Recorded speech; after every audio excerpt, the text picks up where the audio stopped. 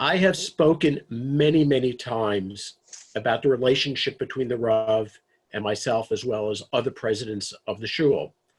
And we've used the opportunity of an annual yahrtzeit Sudah Shlishit to present the Masorah of the Rav and to present the impact he has had on our shul particularly and our community most generally.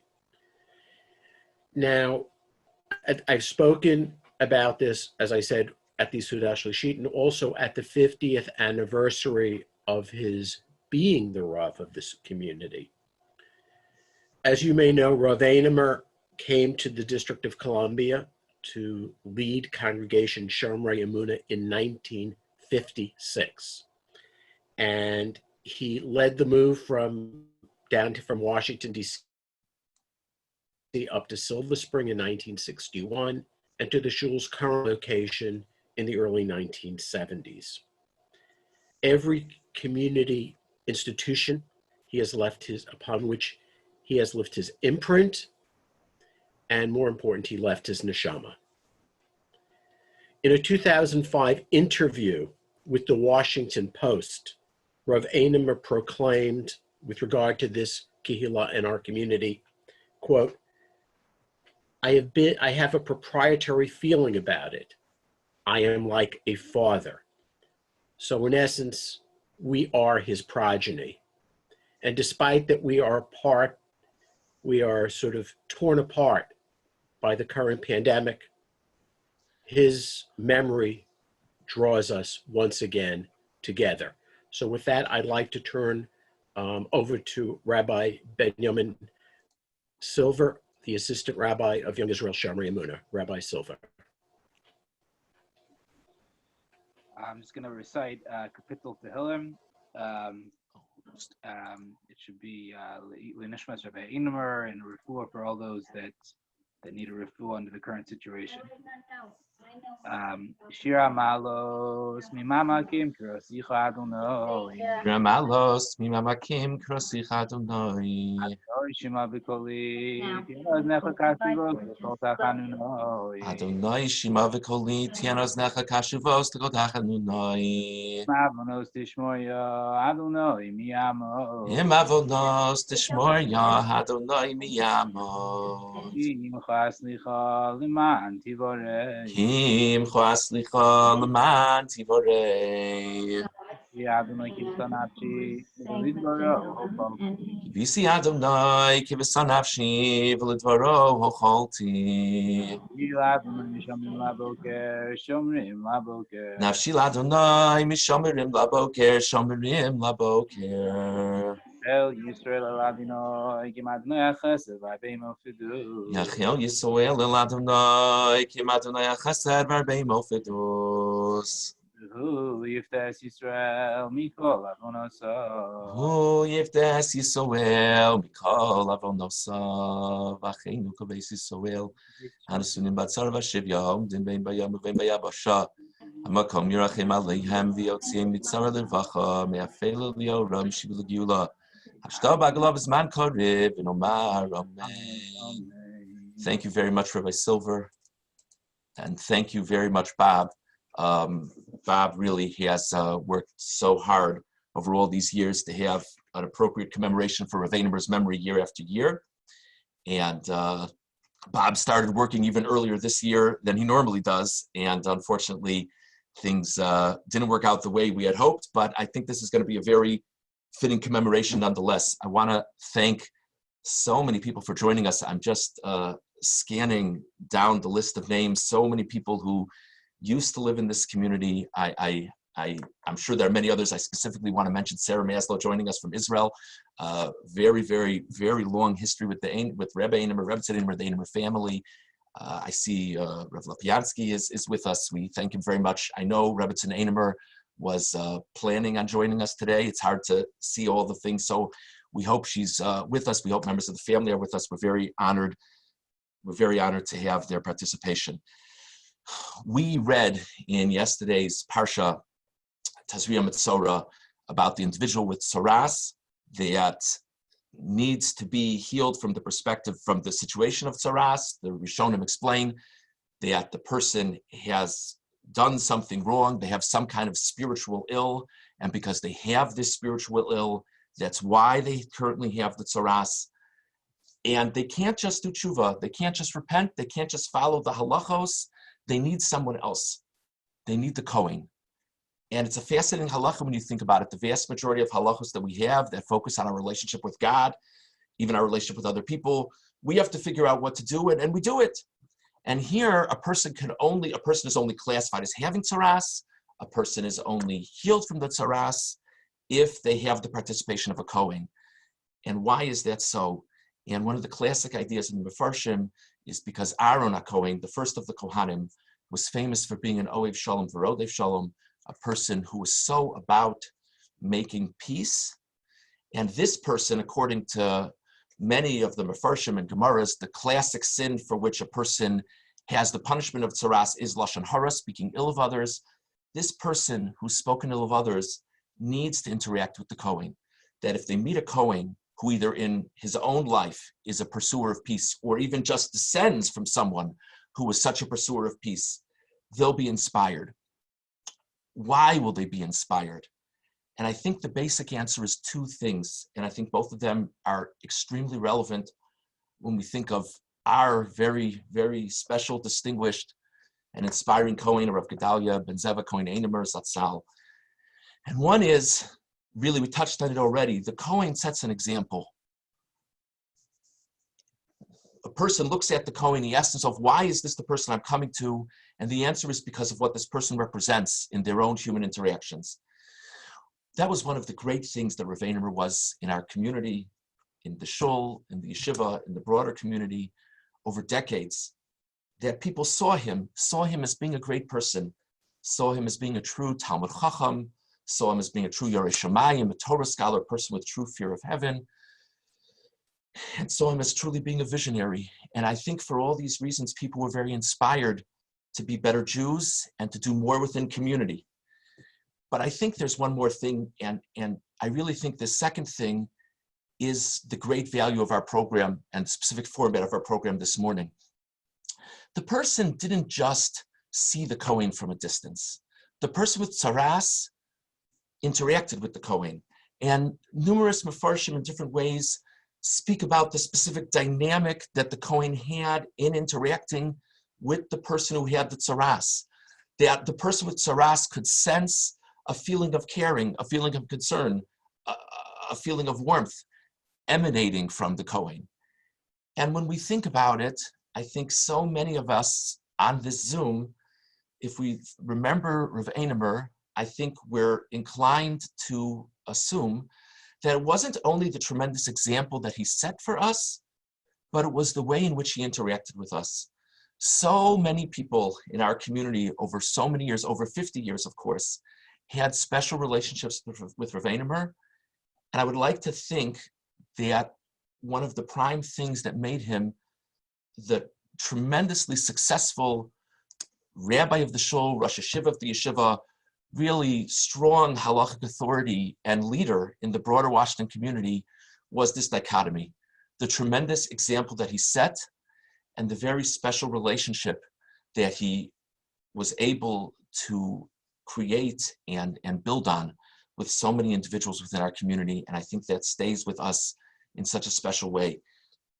We created a panel of 4 individuals. We're very, very grateful to each of the 4 people for sharing their memories, their thoughts. Just to state the obvious, there are countless people from our community who have so many wonderful and valuable thoughts and feelings to share. Our goal was to at least create somewhat of a cross-section. I'm sure many things you'll hear today will inspire your own beautiful thoughts and memories. And my guess is that many of us in the community had very different relationships with Rav Anemer. And my guess is that many of us who had meaningful relationships with Rav Anemer will hear a little bit of a different angle, a little bit of a different perspective today. And so we're very, very grateful to each of our panelists.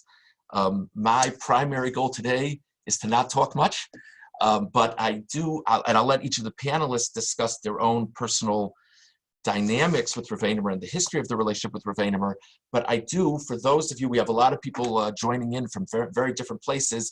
I want to make sure everyone has a basic sense of who the people talking are. So I'll let them talk about the relationship with Rav Anemer, but I want to say things about them that they might not feel comfortable saying about themselves.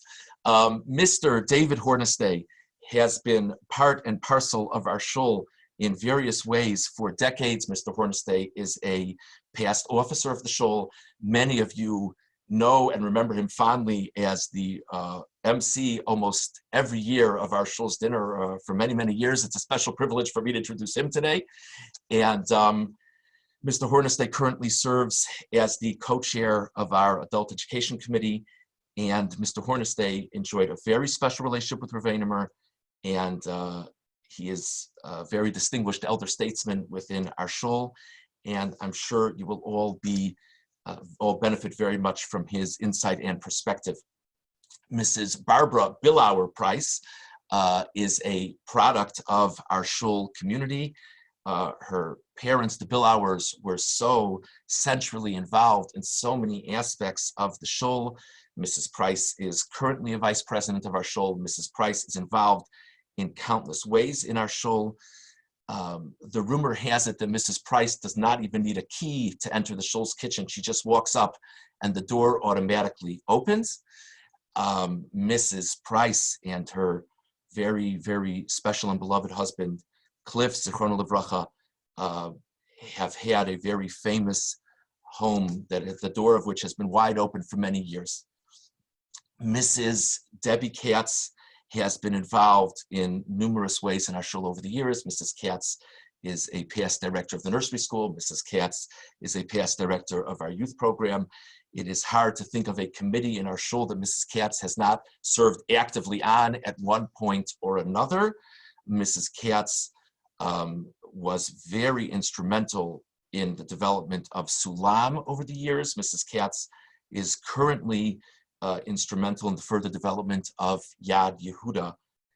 And Rabbi Beinish Ginsburg, we're extremely appreciative he's joining us from Israel. This is a special benefit in the fact that we can use Zoom. We normally have the pleasure of having Rabbi Ginsburg as a guest in our shul, as a guest speaker in our shul Pesach time, soon before the yahrtzeit. Almost every year, Rabbi Ginsburg shares with us very eloquent thoughts of his special relationship and memories of Rav Anemer. Of course, Rabbi Ginsburg is the son of Mrs. Faith Tibat L'chaim from Professor Gil Ginsburg, Zichrono Livracha, a very prominent family still in our shul. And Rabbi Ginsburg today is a very, very popular and effective teacher in both yeshivos and seminaries. I'll ask each of the four panelists to please unmute themselves. You can unmute yourself by pressing the space bar. Okay, Rabbi Ginsburg is unmuted. Debbie, I'm trying to find you here. Sorry, Debbie, have you gotten the unmute there with the space bar? I'm trying to, thank God there's so many people. I'm unmuted. Well, I am unmuted. Debbie's unmuted. Mr. Hornestay, have you got it there? Oh, I got you. Hold on one second. Okay, Mr. Hornestay, you should be unmuted. And Mrs. Price, are you unmuted? Still working on it. Hold on. Trying to find her. Sorry. As I'm working on finding Barbara Price, go again, if Mrs. Price, if you hear me, you can press the space bar. You should be able to unmute yourself. Sorry, as I'm trying to find her, I'll also mention that people should feel free to put questions in the chat. I'm not sure if there'll be time for questions or not, but certainly we'd be appreciative if you put questions in the chat. I'm still trying to find Barbara Price. Alana,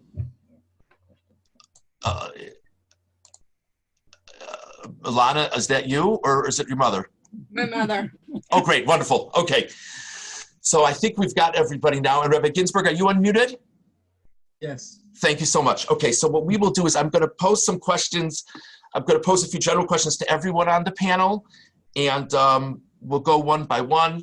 And Mr. Hornestay, if it's possible for you to tilt your camera a little bit, we can't see so much of your face. I don't know if it's possible for you to tilt the view. You look even better now. Thank you very much. Okay, the first question, and we'll start with Mr. Hornestay. but this question will be for each of the panelists. When did you first meet Rav Anemer and in what context? I met Rabbi Anemer in September of 1957. I had just come down to Washington to work for the government. And as I understood it, he had just arrived a few months before. And I came to shul every Shabbos, but I was there as a 21-year-old guy to go do my davening and go home and enjoy the rest of my day of rest. So we did not form any close relationship until I came back years later as a married man with a family, and had prepped a little bit at Summit Hill and then came out to Kent Mill. And then we formed a relationship, which I guess I'll be discussing in a little more detail later. Thank you very much. Mrs. Price, when did you first meet Rav Anemer and in what context? I first met Rabbi Anemer when he actually came down here to be a candidate. He wasn't really a candidate on the list of candidates to become Rav of our shul. I don't know how many people know this. I was 10 years old at the time. There were candidates who were on the list who had come down. A decision was being made. The big factor was that the shul decided, since we were known as the shul of scientists, that we didn't need another PhD scientist, mathematician, or economist or whatever. We needed somebody who basically had a PhD in Talmud and Bible, and Talmud and Torah. And when the rabbi came down, he was actually suggested off of the candidates list by Rabbi Hirsch Mendelowitz, who said, I have the candidate for you. Once the rabbi spent a Shabbos with us, he was the only candidate, and he was nominated and voted in as our rabbi. I, at the time, was 10 years old, and I can actually remember being there that Shabbos when he was a guest, and that's when I met him at the age of 10. Wow, thank you, thank you. Mrs. Price, when did you first meet Rav Anemer and in what context? Mrs. Katz, I'm so sorry. The year was 1978. I was 23 years old. We were finishing my husband's training in Philadelphia. And we were trying to decide where we wanted to settle. We wanted a community with young children. And we thought of Kent Mill because my husband's family lived nearby. We were interviewing the shul. We thought, okay, what's a good time to come to a shul? Purim. That sounds like the right time to find out if there are a lot of children. So we arrived Purim night. It was dark outside. The shul was ablaze with light and throbbing with noise and activity. It was filled with children, noisemakers, costumes. It was exactly what we were looking for. The next thing I did was gaze down from the balcony, and there, seated behind his podium, was Rabbi Anemer. He slowly rose from his seat at the time that we were about to start to read the Megillah, and his very presence was so imposing. He looked left, he looked right. Just looking at him was an indication that he was asking for silence. Everyone became silent. He represented Kavod HaTorah from the minute I saw him. I was awed by him, and I said to myself, now that's a rabbi. I never stopped being awed by him. Thank you. Thank you. Thank you very much. And Rabbi Ginsburg, when did you first meet Rav Anemer and in what context? I don't remember exactly. I was a kid, and it was at the old shul, and I would go to shul there with my father, Zichron Livracha, and we sit near the front. And I remember Rabbi Anemer giving a drasha, and one of my earliest memories, somehow this sticks out, was during Hallel, there was an old niggin for Hodu Hashem Ki Tov, where you sing a niggin, and when you sing that niggin, very often it works out that the chazan is not saying his part the way he's supposed to, and the tzibur is saying their part the way they're supposed to. just one of the famous tunes, it doesn't work out unless you make sure to do it the right way. And this particular chazan wasn't doing it the right way. And Rabbi Anemer was annoyed by that. And I a picture in my head that we're singing Hallel. And I realized later that that was a telling. I mean, at the time I didn't realize anything, but when I got older, there I'm in hugging, and there's the way you're supposed to run the tefillah, and the chazan says his part, and the tzibur responds. And it's nice to have a beautiful tune. The tune is great, but the tune shouldn't start changing, what it says in the siddur to do it the right way. You have to fit the tune to do it the right way. You don't change what it says in the siddur to fit the tune. You adjust the tune to fit the way you're supposed to daven the right way. And that's one of my earliest memories that later I realized that's something we have in our show all the time, that, there's a way of doing things, and it's the correct, is our Masorah, how we do things. And we're not, and you don't start adjusting adjusting the siddur to fit to the tunes that the chazan wants. Thank you all very much. Some of you already mentioned memories, which is wonderful. So if you have another memory to share, that would be wonderful too. Is there one strong memory? Again, we'll start again with Mr. Hornestay. Is there one strong memory that you have of him that just in your feelings sort of encapsulates who he was as a person, as a rabbi, Mr. Hornestay?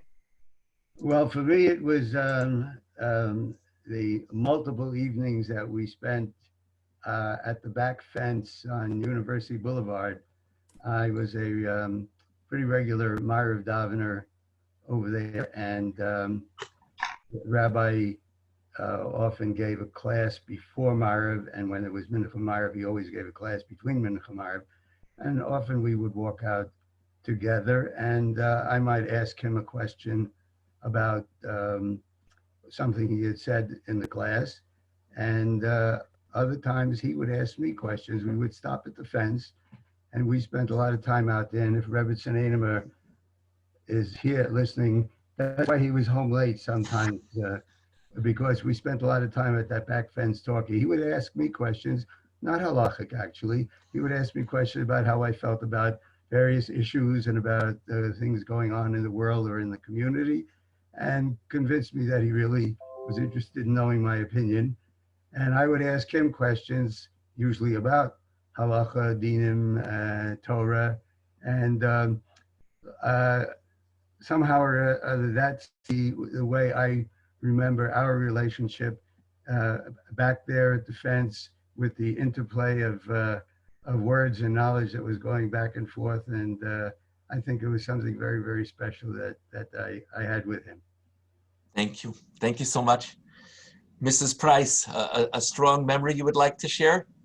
Okay, so a strong memory was, first of all, that I am in awe that in all my years that I knew him, I was still Barbara, no matter what. Other people became Mrs. I never did. From my babysitting days in the house, from my 10-year-old days in the shul. But a very strong memory of mine is literally I was in the shul on a Sunday, unfortunately the day that Rabbi Anemer did take ill, and I was meeting somebody about something for the banquet that did have to be put off that year. And he walked in and he said to me, Barbara, I need you in the kitchen. I need to ask you something. We went into the kitchen. We had just switched to get warmers in the shul to be used on Shabbos. And he said to me, okay, I need to understand how this works. I need to understand what it does, how hot it gets. And we stood there for a while and talked about the use of the warmer, what I knew about the warmer from kashrus and from working with caterers. And it was like an awe kind of experience, thinking like, this man for whom I have so much respect is asking me how to work something to see if it will comply with our Shabbos regulations. It was wonderful. Thank you so much. Thank you. Mrs. Katz, strong memory. I have very strong memories of Rabbi Anemer. The first one that I wanted to talk about here had to do with the early years of our time here in Kent Mill. In those years, we were trying to start a family and we're having difficulty having children. I had many shilas related to mikvah and other halachos related to also medical treatments. And it had the tendency of making me anxious. There were a lot of other people around me asking questions, a lot of other people having children. It was sort of depressing. And I had become very concerned about a lot of detail of making sure I was doing all the mitzvahs very correctly. After a long time, in fact, it was another 7 or 8 years, I was fully 12 years after we were married that I became pregnant. And the pregnancy was lasting, and then bad news. I had to be on bed rest. It was early in the pregnancy and it looked like it was going to go for a long time. I was scared and I knew I had to be there lying in bed thinking and thinking. So I called Rabbi Anemer and I said, Rabbi, give me a mitzvah. Give me something that I can think about, that I can focus on, that even if this doesn't go well, I'll know I spent the time in a meaningful way. And he said, I think Mrs. Katz, and he did call me Mrs. He said, I think you should focus on Ivdu es Hashem b'simcha. He said, you know, I'm from Tel's Yeshiva, and we are seen as very straight-laced. However, a very high priority in our yeshiva was always Ivdu es Hashem b'simcha, serving God with joy. And he knew that for me, that was an important thing. It was just an illustration of how he came to know me. In fact, I came to know that he knew everyone very well. He understood that I was a very mission-driven kind of person, and he wanted to add this to my mission. And I thought, how important is this to hear him say? And from then on until today, it changed my relationship with Hashem. It made it more personal, made me understand that joy was not just an extra frivolous thing, that joy was right at the heart of the matter. And I must say that I will always think of him in this way with great gratitude. Thank you. Thank you very much. Rabbi Ginsburg, a strong memory. Oh, okay. Happen to have a lot of strong, wonderful memories. This is one that, of many that stands out. We've been living in Israel for many years. And so at the time, one of my kids, he had a propensity to dehydrate. Every couple of months, he would just sort of pass out on the couch, dehydrate. We had a whole system of water and electrolytes at school, and it was a whole to-do. So he was 12 and a half, and we realized there's no way he could fast on Yom Kippur because it was dangerous. It was mamash to cut us nefashos. So the question is how to tell him, because all his friends are going to be fasting, and it's a big deal, and he likes to do things the right way. So I sort of knew intuitively that I had to ask Rabbi Anemer the question to get the answer. So that year, it was a family simcha in America. So we tried to bring one of my kids, when we had a family simcha, to bring him in. So I came in a day early, and I brought him in with me to the simcha. And then we had one day extra. We took a train down to Silver Spring, and the simcha was in New York.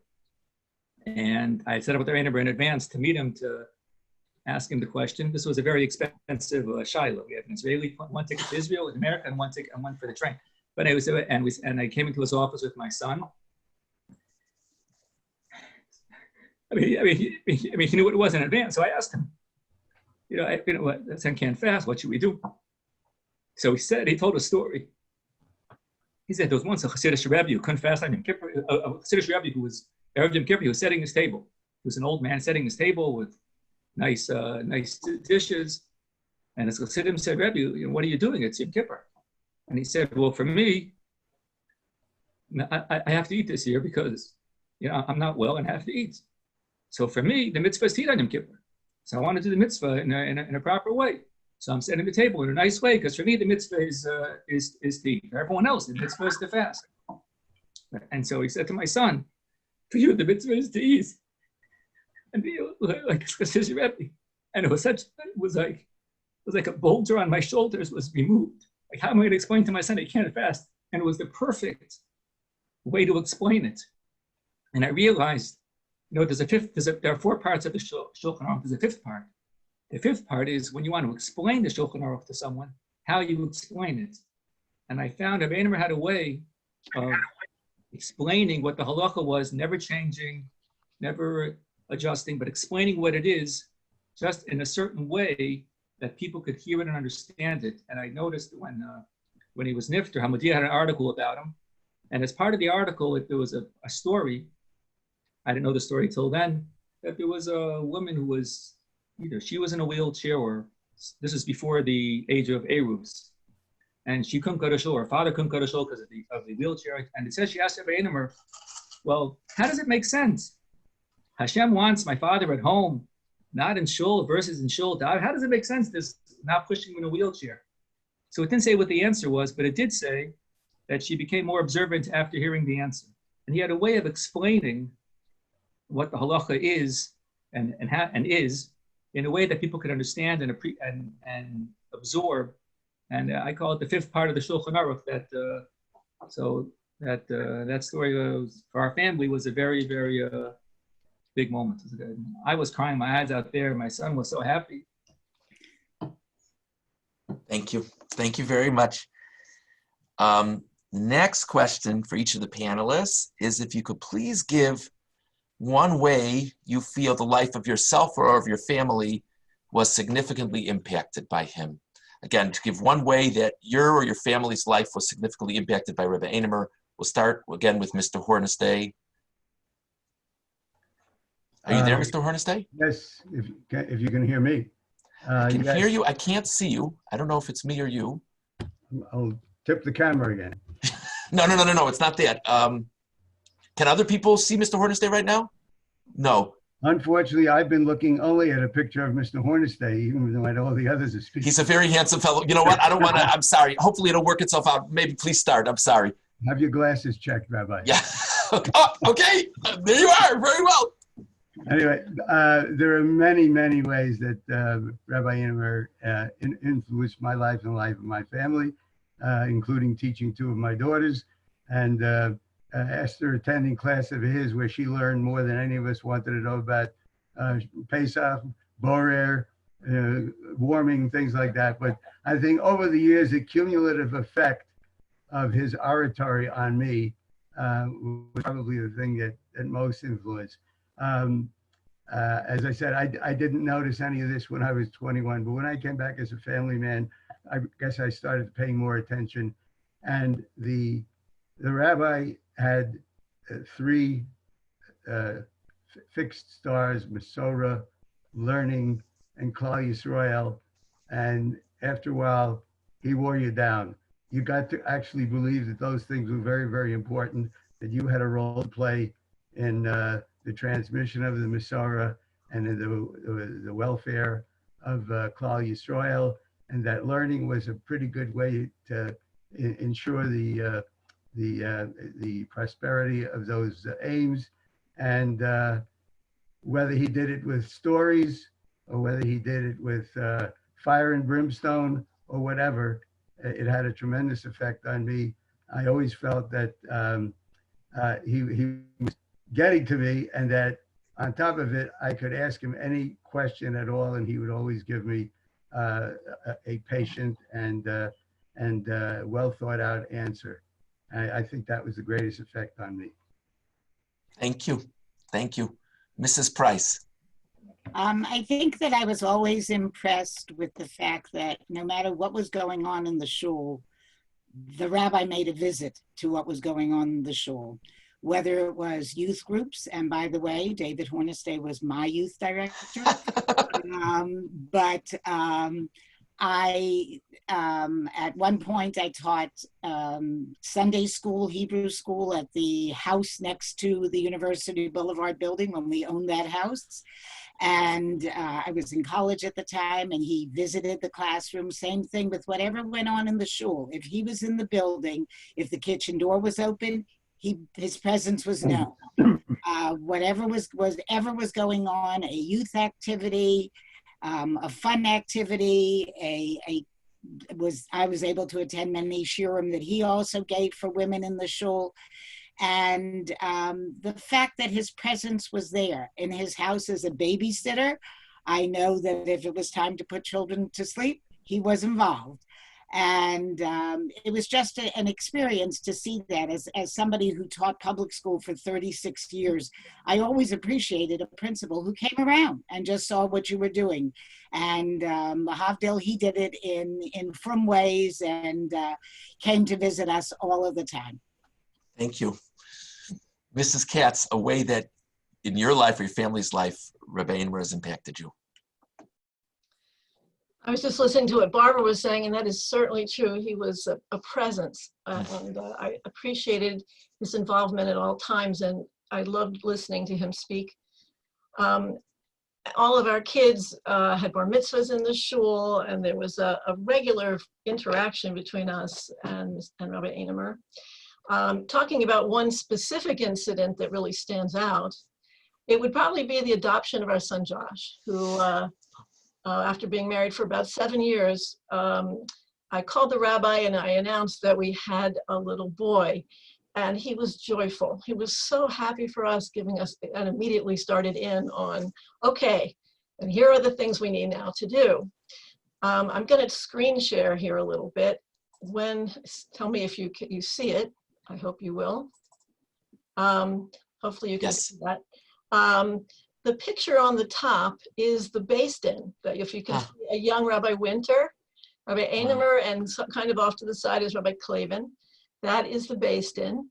That we were in the mikvah. Mrs. Proctor was there that day, and we were doing the tefillah of our son Josh. And they were there, Mark was opposite them, and being asked questions about his willingness to educate this boy who was being converted officially. And down on the bottom, you'll see the same boy, Josh, at his bar mitzvah with Rabbi Anemer 13 years later. There is no question that we were close. In addition, another story that comes to mind, which was very meaningful to me many years later. My mother was dying. This was 1997. It was a horrible time. It was a sort of a sudden thing. And Rabbi Anemer knew the whole extended family. There was quite a bit of difficult family dynamics. And I spent a lot of time on the phone with him trying to sort out what should be the appropriate responses. He stopped me in the middle of the conversation one time and he said, Debbie, he said, Mrs. Katz, I just want you to know there's one most important thing you must hear me say. You are a family and you will always be a family.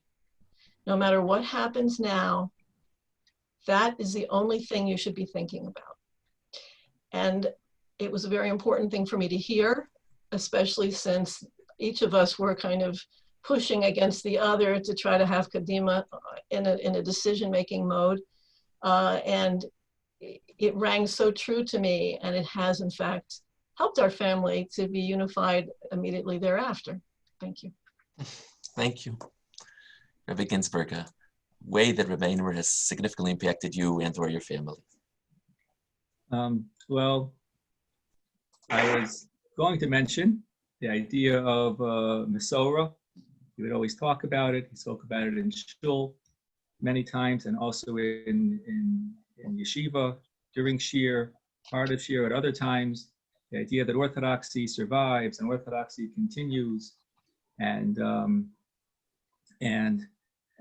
during either the shiva or one of the speeches during Shloshim, somebody close to Rabbi Anemer, I don't remember who, said that he quoted Rabbi Anemer as saying, if I leave the Mesorah as I had found it, I will have had a successful life. And that idea of Mesorah and passing things on to the next generation was such a, but Mr. Hornestay also already mentioned it as well. And so I had one other idea also I wanted to mention, I guess, more specifically personal, and that is in my own life. So when my future wife and I were dating, so it worked out that the first time she came down to meet my family, was either Shabbos Hagadol or around that time, and she heard Rabbi Anemer's drasha, and she told me afterwards. He spoke sometimes with fire and brimstone. She told me afterwards she was bawling during the drasha, as though that she's the one for me. She's crying during Rabbi Anemer's drasha. That means she's getting it. She understands. That's the right reaction of if you have a good neshama, and that taka changed my whole life from A to Z and Z to A. So those are just two of the ways that they had a tremendous impact on my life, my family's life. Thank you. Thank you very much. Now we're going to shift a little bit. I just have probably one more question for each of the panelists. This has really been wonderful. A little more specifically contoured to your dynamics with Rabbi Anemer. So we'll start with Mr. Hornestay. Mr. Hornestay, your relationship with Rabbi Anemer spanned decades. And many of us perhaps knew Rabbi Anemer in his later years, but maybe didn't have as much of a perspective on him in his earlier years. Could you share an aspect of Rabbi Anemer from his earlier years in the rabbinate that might be a little bit surprising to people? Yeah, I think one of the things that most people will be surprised to hear is that in 1957, he had a little mustache, no beard. He did not have any of that facial appearance of the photogenic but severe but friendly a picture that he projected in the later years. He was just about a year or so out of the Telz environment. I think he was one of the earliest, if not the earliest, to become a pulpit rabbi. And although I wasn't paying attention at that time, he did a couple of things which, if I would have picked on I would have understood the significance of what he was doing in terms of his later accomplishments. As I said, he was from Telz. He came with the reputation of a young Gaon, actually. And it turned out to be correct, I believe, though I'm not an authority. He found a youth organization, which Barbara and Sarah, I believe, both belong to, called B'nai Akiva. It had started not long before. The leader of the group had left, and it would have been very, very simple for him to substitute a youth movement more consistent with his Aguda upbringing. But he didn't. He let the movement continue. In fact, he encouraged it. And of course, I understood nothing of that at the time, but it was an unusual move for a person of his background to make. On top of that, I remember being at a Mizrahi meeting in which he was the guest speaker. And again, as an active Agudist, he might not have been expected to attend and certainly not to speak, but he spoke, and he spoke there about the common aspirations of the Aguda and the Mizrahi movements, and said that they were much more important than what divided them. And he finished with a tagline of V'nei Yerushalayim Kodesh B'nei Yameinu. And both of those things, I think, point to the fact that although many people might not have picked it up at the time either, he was not thinking about being a pulpit rabbi and building up little Shomrei Emunah. He was thinking Orthodox community. He was thinking about how to make the community bigger and better, marshaling all the forces and resources of all people who came within the Orthodox spectrum. I think he obviously had that in mind. Obviously, he kept it in mind for 52 years, and he accomplished a tremendous amount.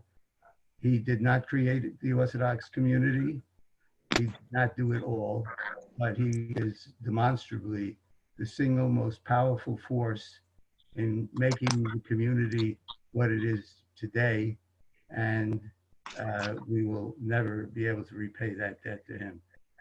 I think Thank one you. other thing I want to mention to Debbie is that in that first year, he banged on his shtend a lot to get quiet in the shul. It was pretty noisy, small minyan, but it was some time before he could just stand and look out, and everybody knew that they were supposed to keep quiet. Thank you. Thank you very much. Before we go on, I'm sorry to disturb. Right, there's someone named Sue who is sharing her screen, and it's unintentionally so, surely, but disturbing the vision of everybody else. Thank you. Thank you very, very much.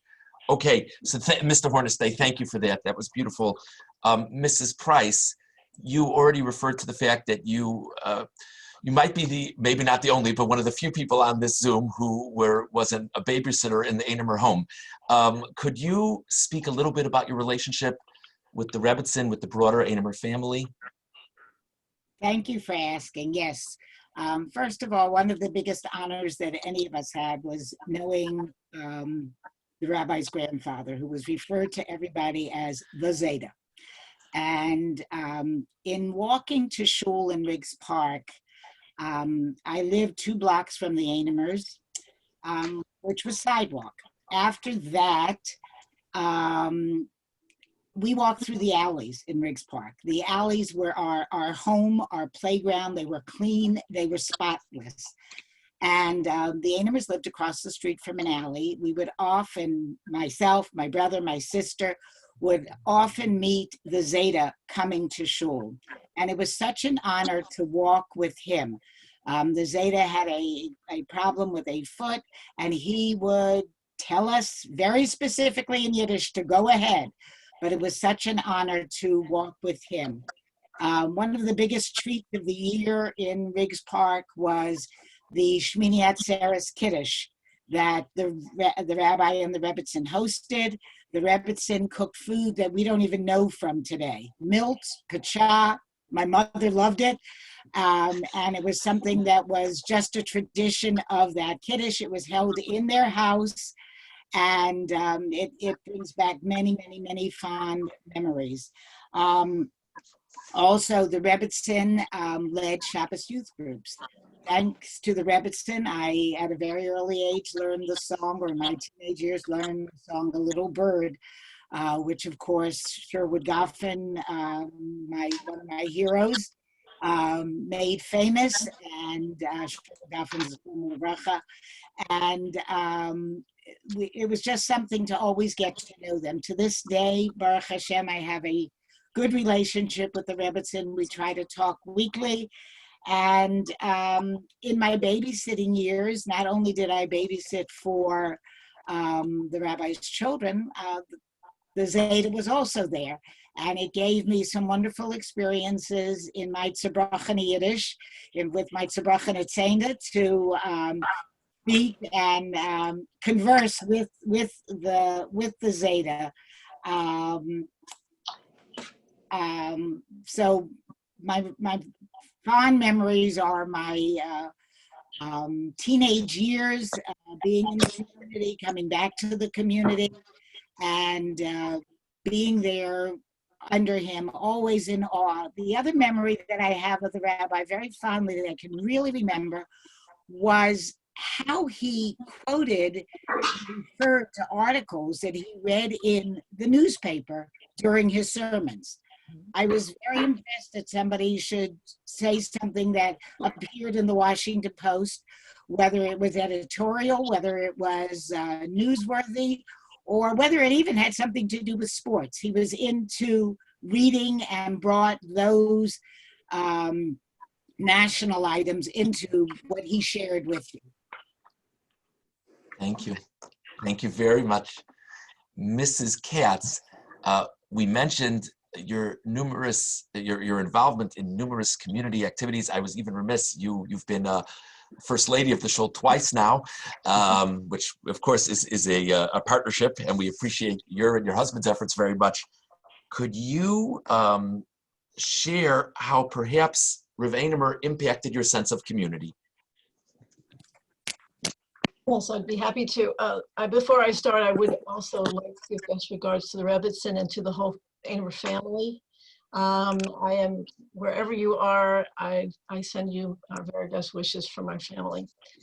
With regard to my involvement, of course, I came in, the community was already very well established. Every institution in the town was an institution that Rabbi Anemer had either started or had some part in starting. And he encouraged me. He welcomed me in. Anything I wanted to do, he wanted to help me. I was always very honored by his trust in me. We did, as the rabbi said, we got involved with a lot of different things. Adult education, sisterhood, I think, was the first one. And then also youth and nursery school. And the shul board, and of course, the assistant rabbi search. Above all, I think the rabbi probably had as his pet project where I was concerned to be the Yom HaShoah program, which had gone on already by the time he was nifter for 30 years. And he often had points of view. I asked him many shilas. I was always very careful to make sure that he was in agreement with what I was doing. He's really a total gadol in halacha, and he knew how to be both mechel and mekel, and also totally authentic in his piskei halacha. And he wanted to be able to say yes to me. He had a smile on his voice when he talked to me. I would say that the best memory I have of him actually was one day we did a Shabbaton with Rabbi Jonathan Rietti. I think it was probably adult education, and that particular Shabbaton we decided to make a big thing. It was a shul building experience, and we had a Friday night meal in addition to Rabbi Rietti speaking in the evening and the daytime twice. That night was complicated. How were we going to fit it all together? How were we going to fit it in? Having conversations with him. It included questions about, at the time it was a big deal for women to light their Shabbos candles in the shul. Yes, that's a good idea, he thought. He made sure that the Rebbetzin actually also lit candles that night there. And how we were going to serve, and who was going to be the mashgiach, and it went on and on, lots of conversations. Anyway, at the end of that evening, we found ourselves efficient and able to move to the next step. The rabbi came into the kitchen. Debbie, I'm really sorry. I'm going to interrupt you for 1 second. There's a lot of background noise. I'm just going to mute everybody again, and then we'll unmute you, Debbie, or if you could unmute yourself, if you don't mind. Can you do that? Yeah. Great, thank you. So the rabbi came into the kitchen that night with a giant smile on his face. He was congratulating me for a job well done. He was very pleased to see how it was going. And as always, I just felt very gratified to have his approval. Thank you. Thank you very much. And our final question, Rabbi Ginsburg, it's very clear from listening to you that obviously you're related to Rav Anemer as your family were congregants, close with the Anemers. You were a child of the Ginsburg family, but clearly you also related to him as a Talmud. He was your Rebbe, you were a Talmud, you were a student. And today, you, Baruch Hashem, are a successful Rebbe yourself. Could you speak about how your relationship with Rabbi Anemer as a Talmud has impacted your relationship with your own students? Yes. Okay, thank you. First, I want to thank Rabbi Rosenbaum and the whole shul for this opportunity. Whoever, many people were involved in planning it. Thank you very much. It's very special. So one thing I want to mention is Rabbi Anemer, he loved his Talmidim, and after he was nifter, one of the hespedim I was listening to by one of the Talmidim, they mentioned something that when he would shake, Talmud's hand, we came to visit. He'd shake your hand, and he would always hold on a little longer, like beyond the regular shake. And it was just such a wonderful feeling. It was an expression of love. And you have to, if you want to be a successful teacher, also a successful parent, you have to love your students, and love teaching. And he had such a nachas when he saw us, and he would bring our children to him. And it was just such a huge smile when he saw that his students' children were also, serving Hashem well. The tremendous nachas. So that's one lesson that as I got older, you have to love your students and love teaching and get that message across. And for at least, for the young men, that idea when he would hold your hand and a little extra long was such a special feeling. Another thing I learned from him is the idea of, simcha and cheer and jokes are okay and more than okay. And also using sports as well. He was very good at that. And there was one memory in particular, and this was a big memory in my life from one year, the Redskins began 4-0 and they were winning. And then that Sunday, we had yeshiva on Sunday, and it ended in time to get home to watch the game. That's it. And we weren't doing chazara well. We weren't learning well that day. And Anemer looked up and he said, "This is chazara? You call this chazara? The Redskins are going to lose today." Anyway, so they lost that day, and that was it. So two things happened. Number one, we learned like crazy the rest of the year. Sunday was in fact, they won all their other games. They won the Super Bowl that year. So, okay, that's what happened. The rest of the year, they won all the games. It's 1982. And also, we thought he was a Navi. It was unbelievable. And that comment, and and that combination as a Rabbi and using the sports and the jokes together. And there's one final thought I wanted to mention. And my mother, she wouldn't be well. She actually told me I should mention this. So I'd written something up about Rabbi Anemer, and life is about accomplishing. I try to pass along to my students. It's about accomplishing things. Life's not about being famous, but trying to be great. And Rabbi Anemer, the way his patira worked out and his levaya, he was buried on Erev Shabbos in Eretz Yisrael, and it was very close to Shabbos. So people in Yerushalayim could make it, but people outside Yerushalayim, it was so I live in Beit Shemesh, so I was nervous to go. I wouldn't make it back in time. And you had this very strange scenario. One of the biggest tzaddikim, rabbanim, balei Masorah, when he had a very, very small, relatively small levaya. Now it happens to be, it says in Sfarim, to be buried Erev Shabbos is a big schus. There's a certain special schus being Erev Shabbos right before Shabbos. So it turns out it was in a sense almost fitting that Rabbi Anemer, he in his whole life. See, it always bothered me. Rabbi Anemer wasn't more famous. He wasn't on national boards, as far as I knew. He wasn't known for his big psukim that I knew about. And I got older, I realized he didn't care about being famous. He cared about his family, his community, his congregants, and his students. And he wanted to build and build and build for them. He cared about preserving and transmitting the authentic Masorah, and not much else.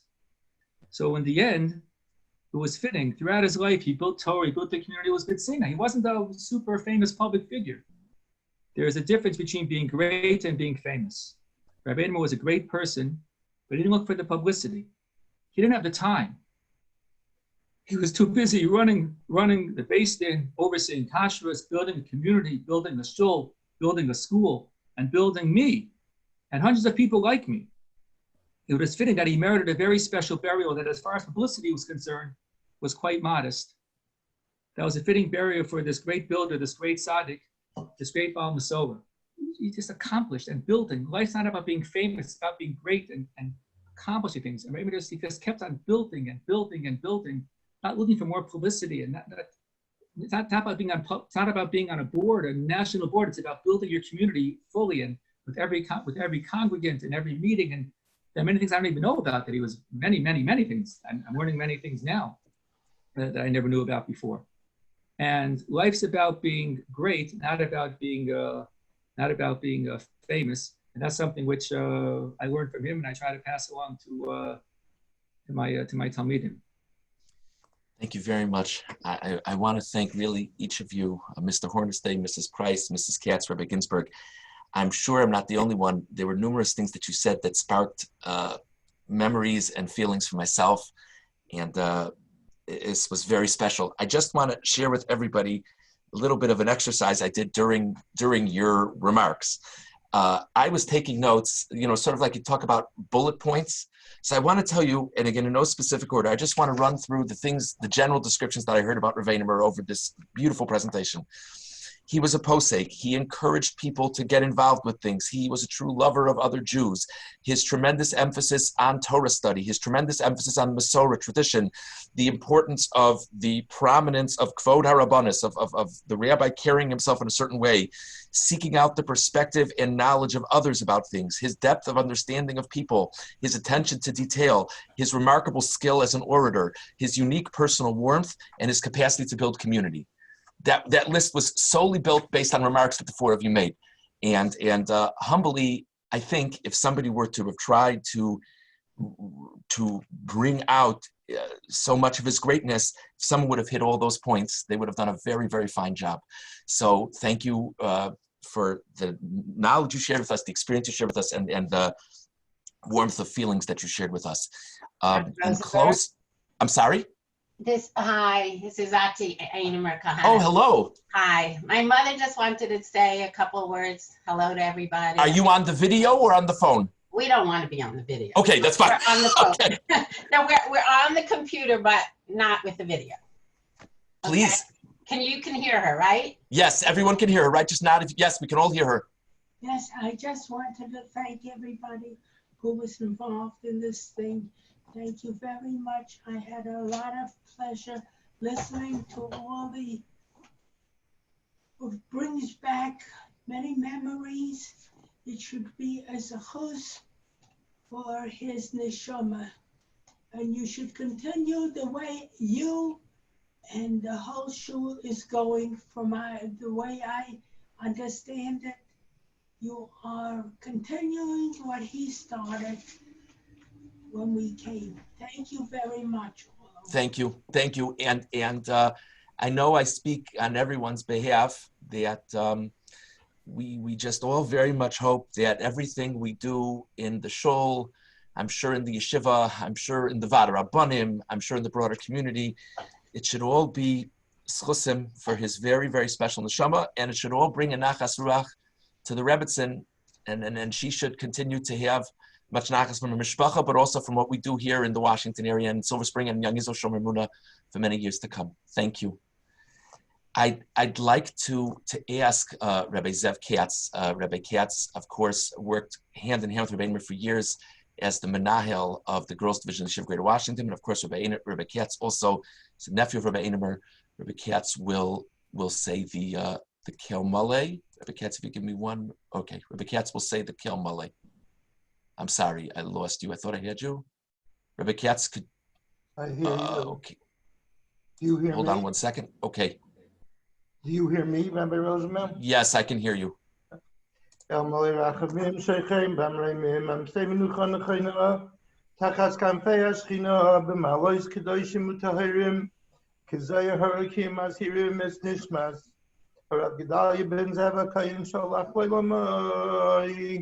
Bavur shekol kol neidun staka baraskars nishmasa ilachem balarachamim yastirei v'seisek nafav leilamim v'yitzroy achayim es nishmasai adonai hu nachlasai v'yonuach v'shalom mishkavai v'neimar amen. Amen. Thank you, Rabbi Katz, and thank you everyone for joining us today. And the neshama of Moreno Rav Gedalia ben Zeva Cohen Zatzal should have a tremendous aliyah from everything, all the individuals we moved, all the families we moved, and all the institutions that he has so significantly impacted. His neshama should have an aliyah. Thank you for joining us. Thank you. Good.